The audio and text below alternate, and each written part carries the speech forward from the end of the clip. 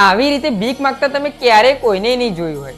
આ માણસ યુટ્યુબમાં લાઈવ કરીને ભીખ માંગે છે અને જોનારા લોકો તેને પૈસા આપે પણ છે.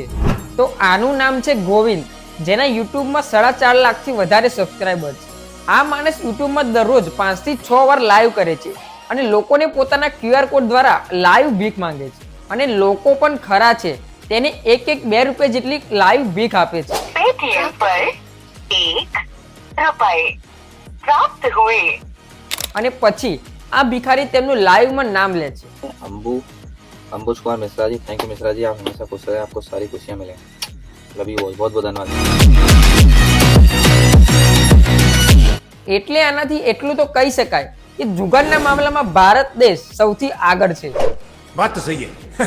તો મને કોમેન્ટમાં ખાલી એટલું કહેજો કે આ ભિખારી યુટ્યુબમાં લાઈવ કરીને દિવસના કેટલા કમાતો હશે.